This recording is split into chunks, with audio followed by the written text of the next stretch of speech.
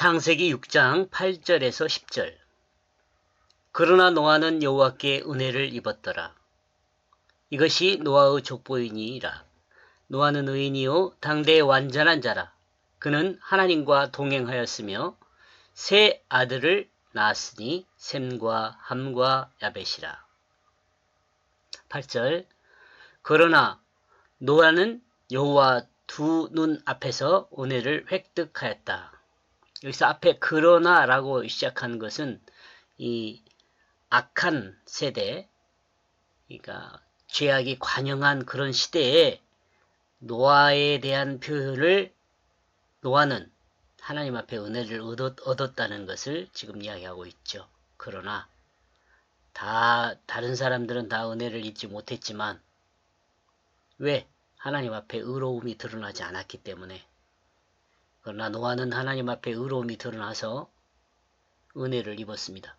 악한 세대이었지만 하나님의 말씀을 듣는 사람이 있었습니다.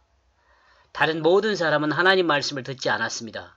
그러나 오직 한 사람, 노아만이 하나님 말씀을 들었습니다. 여기서 은혜를 입었다는 것은 선포되어진 하나님의 말씀을 들었다는 것입니다. 대부분의 사람은 하나님 말씀에 어이없다는 표정을 했을 것입니다. 그러나 노아는 하나님의 말씀을 하나님 말씀으로 받았습니다.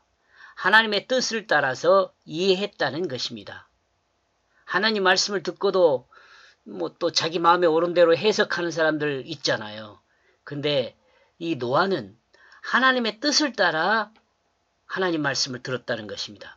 이는 하나님의 결심하심을 들었다는 것으로 이해할 수 있습니다. 이러므로 하나님 말씀을 받는 것은 은혜가 됩니다. 곧 우리가 이 목사님들의 설교를 듣고 그것을 하나님 말씀으로 듣고 하나님 말씀의 뜻을 따라서 자신의 마음에 어떻게 행해야겠다는 결심이 서면 그게 은혜 받은 거거든요. 그게 은혜 받은 거예요. 이 노아는 하나님 말씀을 듣고 하나님 말씀의 뜻을 따라서 이해를 했기 때문에 은혜를 받은 거죠. 여기서 은혜라는 단어는 구부리다는 의미가 있지만 또한 아랫사람에게 호의로 몸을 굽히는 것을 말하기도 합니다. 그러므로 이 단어는 하나님이 노아에게 베푸는 것을 드러내는 단어라고도 할 수 있습니다. 노아에게만 베푸는 단어인가? 아니, 우리 이 시대에 하나님을 믿는 모든 사람에게 은혜를 내리시죠. 근데 이 단어가 우리에게도 들려주시는, 우리에게도 적용되는 단어이죠. 이렇게 볼 때 이 은혜라는 단어는 하나님이 노아에게 결심한 바를 말씀하셨다고 볼 수 있고 볼 수 있습니다. 하나님의 결심을 노아에게 드러냈다라고 볼 수 있죠. 그러므로 노아가 은혜를 획득했다는 것은 하나님이 말씀하신 그 말씀을 들었다는 것이고 또한 그 말씀을 획득했다는 말씀이 되기도 합니다. 반복하네요. 그리고 이 말씀은 방주에 대한 말씀이었을 것이고 다른 모든 사람은 그것에 대해서 미쳤다고 하나님 말씀을 무시했지만 노아는 하나님 말씀을 듣고 순종하였으며 그 말씀을 따라 그 삶으로 옮겼습니다. 이것을 통해 확인할 수 있는 것은 노아는 하나님 말씀을 얻었고 하나님 말씀을 받아들였으며 이것이 하나님에게 노아가 은혜를 받았다는 것으로 드러납니다. 9절. 이들은 노아의 가족들이다. 노아는 의로운 사람이다. 이는 그 시대의 완전한 사람이다. 노아는 그 하나님 곁에서. 노아는 의로운 사람이다. 노아는 하나님 말씀을 듣는 사람이다. 그러므로 노아 가족들은 하나님 곁에 살았습니다. 노아는 죄악으로 가득한 그 악한 시대에서 하나님 말씀을 듣는 사람이었습니다. 하나님이 사람을 지은 것에 대해 한숨을 쉬며 실망할 때 노아는 하나님 말씀을 들으며 하나님 곁에 있었던 사람입니다. 그리고 하나님이 의롭다고 인정한 사람입니다. 의로운 사람은 진실한 사실을 믿음으로 그 삶에 하나님의 뜻을 행하는 사람입니다. 진실한 사실을 믿음으로. 하나님이 전달해 주는 것은 진실한 사실이죠. 그 삶에 하나님의 뜻을 행하는 사람입니다. 하나님 곁에서 사람 때문에 한숨 쉬는 하나님의 말씀을 듣고 행하는 것으로 하나님을 위로한 한 사람이었을 수 있습니다. 하나님께 기쁨을 주는 사람이었을 것입니다. 의인이란 단어는 차후에 율법의 관점에서 용서받은 죄인, 옳은 자라는 의미로 나와 있습니다. 이거 성경사전에 기록되어 있는 내용이고요. 그리고 온전한 자라는 말은 하나님 말씀의 뜻을 따르는 자라는 의미로 이해할 수 있습니다. 그러므로 사람의 생각으로 온전한 것을 생각하는 것이 아니라 노아가 온전하다는 것은 하나님 앞에서 하나님 말씀의 뜻을 행함으로 온전한 사람이라고 할 수 있습니다. 이 사람이 볼 때 그 온전한 사람이 아니고 하나님이 볼 때 온전한 사람이 온전한 사람이죠. 요즘은 하나님 말씀을 알지 않고 성경을 기록한 사람은 말로 아는 사람이 많은데 이는 크게 잘못된 것이란 생각입니다. 성경은 명확한 하나님 말씀입니다. 그러므로 우리가 성경을 받을 때는 하나님의 뜻이 무엇인지를 이해하고 하나님 뜻으로 받아야 합니다. 예를 들어서 로마서를 바울이 기록했다 그래서 바울이 어떤 뜻으로 이야기했는가 이렇게 알면은 곤란한 거죠. 바울의 신학적인 관점으로 로마서를 본다? 이것도 안 됩니다. 우리가 성경을 볼 때는 이 바울을 통해서 기록한 그 로마서가 하나님이 무슨 의미를 전달하고 있는지로 알아들어야 한다. 이런 말입니다. 10절 그러므로 그가 세 아들을 낳게 만들었다. 그 셈을, 그 함을, 그 야벳을. 앞에서 언급하고 있는 것과 같이 노아가 자녀를 낳은 것은 500세 이후입니다. 노아가 500세 이후라는 말은 노아가 방주를 짓기 시작한 이후라는 말이 됩니다. 하나님의 은혜의 말씀은 창세기 6장 8절에서 10절로 끼어있는 이야기로 보입니다. 이 말씀은 지금 오늘 우리가 지금 읽고 있는 본문 창세기 6장 8절에 10절은 끼어있는 말씀같이 느껴집니다. 그러면 이 끼어있다는 표현은 노아 때 홍수는 한 시대를 마감하는 끝점입니다. 한 시대를 마감하는 끝점. 그리고 노아 때 홍수는 새 시대를 여는 시작점이죠. 그러므로 이 본문은 하나님이 준비한 씨앗과 같은 내용입니다. 하나님은 새 아들들을 통해 새로운 하나님 나라를 구성하고 있었다고 생각해 봅니다. 하나님의 창조가 첫 번째이며 두 번째는 셋을 통한 시작이었고 세 번째는 노아와 아들들 통한 시작이라 이렇게 생각합니다. 이 내용은 마치 아브라함이 자식이 없어 처음으로 종 엘리야사를 그 다음은 이스마엘을 후사로 생각했던 것을 생각하게 합니다. 그때 하나님은 아브라함에게 내 아내 사라를 통해 아들을 얻을 것이며 그가 너의 후사가 될 것이라고 말씀하셨습니다. 그러자 아브라함은 하나님의 이 말씀을 믿고 자신의 삶을 하나님께 맡겼습니다. 하나님은 이와 같은 아브라함을 의롭다 인정하셨습니다. 결국 아브라함의 후손은 사라를 통해 얻은 이삭이 되었습니다. 처음 창조는 무에서 창조한 것이며 두 번째는 존재하고 있는 상태에서 하나님의 역사를 진행한 것이며 진행한 것으로 하나님의 뜻을 따라 새로운 존재를 시작했습니다. 즉 아담의 후손으로 가인의 자손이 있는 가운데 셋의 자손이 드러난 것입니다. 그리고 세 번째는 지구상에 많은 사람들이 있지만 그 중에서 하나님 말씀을 듣는 노아만 하나님이 인정한 상태에서 시작하게 됩니다. 그리고 하나님의 말씀을 듣는 노아는 그 아들들을 낳게 됩니다. 여기서 노아만 받았다라는 것에 대해서 우리가 좀 잠깐 생각해 보면 출애굽기에서 그 모세가 그 하나님께 이스라엘 백성을 하나님이 그러잖아요. 다 이스라엘 백성을 제로로 만들고 모세 너로부터 다시 시작하겠다 그런 말씀을 하실 때 모세가 하나님을 설득을 하잖아요. 그래서 하나님께서 설득되잖아요. 이스라엘 백성을 죽이지 않고. 이것도 한번 생각이 되는 내용이네요. 그러나 모두가 알고 있는 것과 같이 노아의 세 아들들의 자부들은 노아의 딸들이 아닙니다. 셋의 자손인지 가인의 자손인지 알 수 없습니다. 왜냐하면 기록되어 있지 않기 때문에 그렇습니다. 이거 지금 반복되는 내용입니다.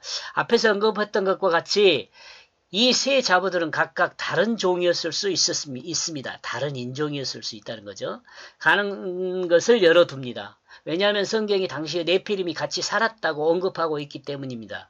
하나님의 아들들이 사람의 딸들과 결혼했다는 의미의 내용이 나오기 때문에 같이 살았다고 이야기하는 거죠. 이러므로 당시의 하나님의 아들들이나 사람의 딸들이나 네피림이 교류했을 가능성이 대단히 높다고 생각합니다. 그러므로 이 세 여인의 유전자는 성별을 결정하는 Y 염색체를 제외한 다른 내용을 가지고 있었을 수 있습니다. 이러므로 노아의 아들들의 후손에서는 다양한 사람들이 나올 수 있었다고 봅니다. 또한 만약 이 세 여인의 다양성이 인정된다면 인류의 다양성은 상당할 것으로 생각을 합니다. 그렇다면 하나님은 이 내용을 통해 우리에게 무엇을 전달하고 있는 것일까요?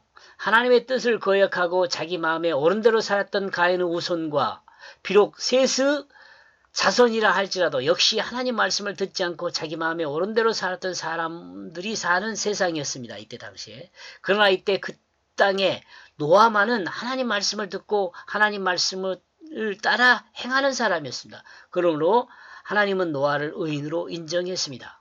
모두가 자기 마음에 옳은 대로 행하는 때 노아만이 하나님 말씀을 따랐기 때문에 하나님은 이 부분을 소망의 씨앗으로 심어놓은 것이라 생각합니다. 하나님은 노아를 통해 안식을 꿈꾸고 있었을 수 있습니다. 여러분은 어떤 사람이 되고 싶습니까? 하나님이 여러분을 통해서 안식을 꿈꾸는 사람이 되기를 축복합니다.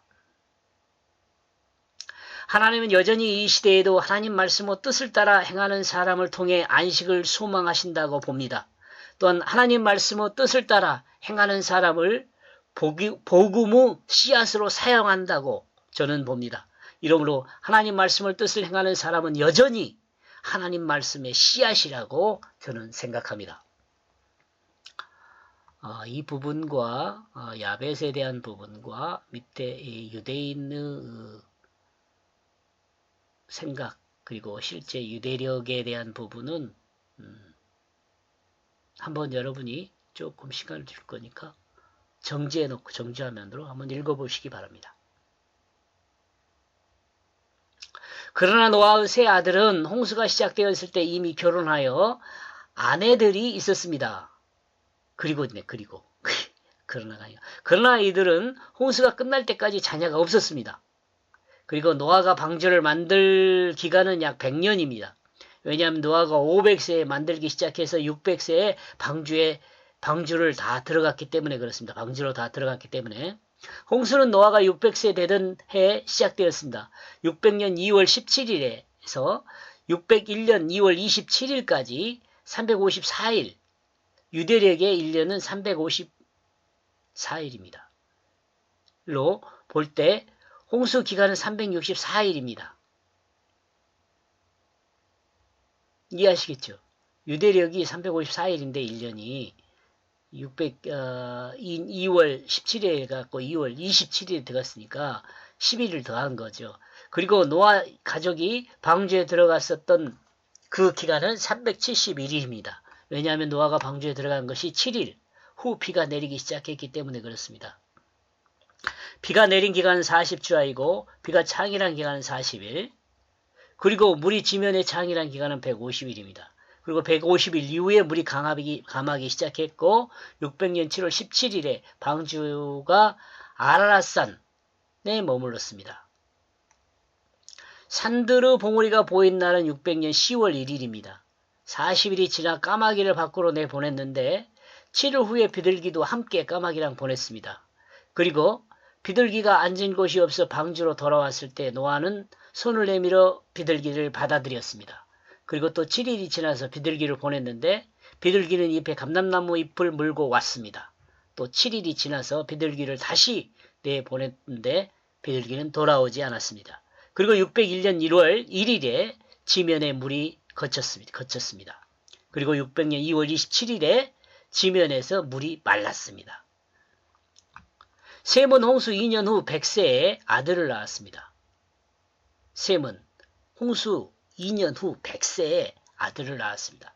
만약 홍수가 완료된 때가 노아 나이가 601년 2월 27일이라면 그리고 노아가 500세 후에 아들 셋을 낳았다면 그러므로 앞에서 언급하고 있지만 노아는 방주를 만든 과정에서 아들을 낳은 것입니다.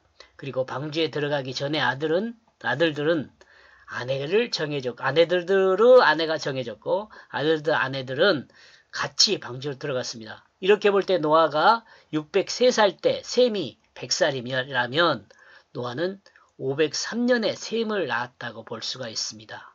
이러므로 셈이 방주로 간 때는 아마 97살이 되지 않을까 이렇게 생각을 해봅니다. 셈의 아들들은 창세기 10장 22절에 기록되어 있습니다. 그리고 엘람과 아스루와 아르박삿과 롯과 아람이라고 기록되어 있습니다. 만약 이 순서로 출생하였다면 아르박삿은 셋째 아들이죠.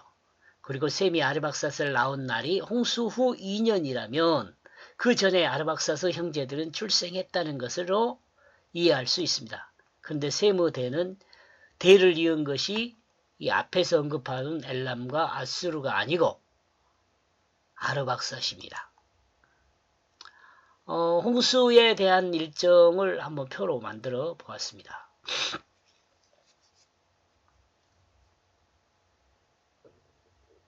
앞에 그 유대력의 윤달이라는 개념을 조금 알아야만이 이것을 이해하지 않을까 그런 생각을 합니다. 아마도 그의 2월에서 3월에 윤달이 끼어 있었던 것으로 생각해 볼 수 있습니다. 왜냐하면 이것이 사실이라면 그 윤달은 약 30일이었을 것으로 생각합니다. 윤달을 합하면 이 연수는 384일입니다. 그리고 384일에서 7일을 더하면 401일이 됩니다. 이건 조금 생각을 해봐요. 제가 수리가 약한데 계산하는 게 좀 약한데 많이 시간이 걸려서 생각한 건데 정확하다라고 할 수는 없을 것 같습니다. 아무튼 이런 생각을 할 수 있다라고 생각하는 정리한 겁니다. 하나님의 창조는 아담을 통해 인간에 대한 첫 번째 은혜가 시작되었으며 두 번째는 아담의 아들 셋을 통해서 그 은혜가 다시 시작됐습니다. 그리고 셋째는 노아의 아들들을 통해 다시 하나님의 소망의 기대가 시작되었다고 생각합니다. 그리고 노아 때 홍수는 모세가 홍해를 건너는 것과 그 의미가 연결되고 세례 요한이 요단강에서 물세례를 베푸는 것과 또한 그 의미가 연결됩니다. 그 의미는 하나님을 반역한 죄인에 대한 그 회개를 계시한다고 봅니다. 이 부분도 좀 정지를 해놓고 생각을 해보는 것이 좋지 않을까 이렇게 생각합니다. 이 내용들을 정리하면 노아는 그러니까 6장 8절에서 10절 노아는 하나님 말씀을 듣고 뜻을 행하여 하나님이 인정한 의인이 되었다. 이렇게 정리해 보았습니다. 고맙습니다.